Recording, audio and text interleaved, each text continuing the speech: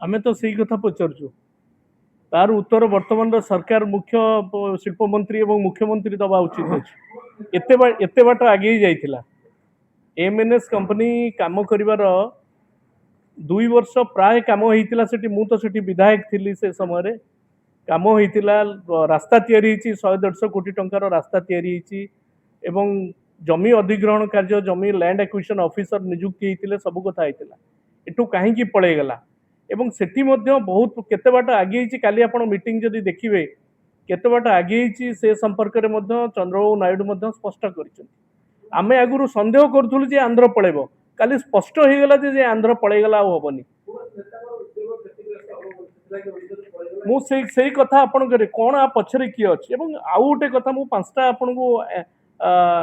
question Pachariya पे चाहूची वर्तमान रो BJP सरकार को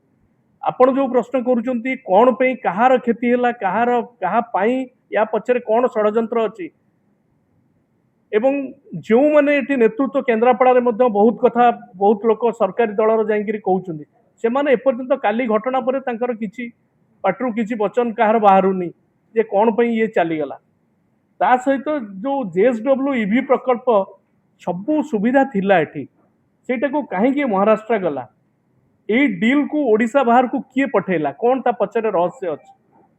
एवं वारी सोलार सेमीकंडक्टर प्रकल्प हराया परे ओडिसार खेती पई दायी किए रहिबे ए सोलार प्रोजेक्ट बहुत किछि आगे ही जाइतला ता पे व्यवस्था हितला एवं जो प्रकल्प गुडी पई नवीन पटनायक एमओ स्वाक्षर करिथिले ए नवीन पटनायक एमओ स्वाक्षर करिसंती बिले आमे सब जंक प्रकल्प को बाहर को जीवा पई व्यवस्था करि देबा ओडिसा को शिल्प शून्य राज्य कर देबा एटा जदी मतलब अछि तबे आमे आ किछि प्रश्न आधार पचरे पई किंतु ओडिसार युवक मानक सहित एवं जो माने नियुक्तिर सुजोग पे आशा करथिले सेमानक पे विश्वासघातकता करा जायछि एवं चौद्वारवासी चौद्वार जनसाधारण समस्त अनैथिले वेल्सफोन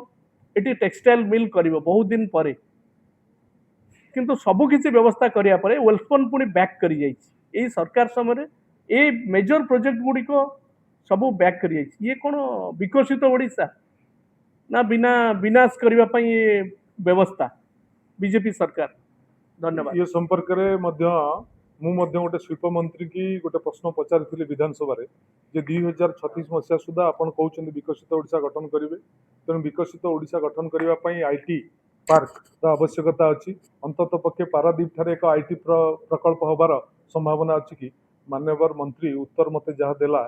शुणिले आश्चर्य हे मान्यवर मंत्री 2 वर्षर सफलता कहानी न बखाणी आम सरकार 5 वर्षर तथ्य एथारे उत्तर उपलब्ध करेले एवं सठिक भाव में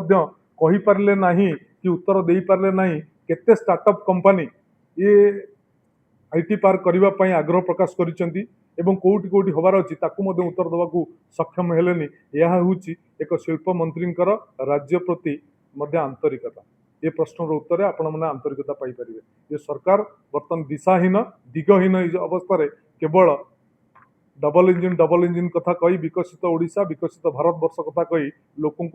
भुआ बुलाउछंती एवं साधारण जनता को भुआ बुलाई सहित बर्तमान युवा शक्ति की भुआ बुलाइया चेष्टा कर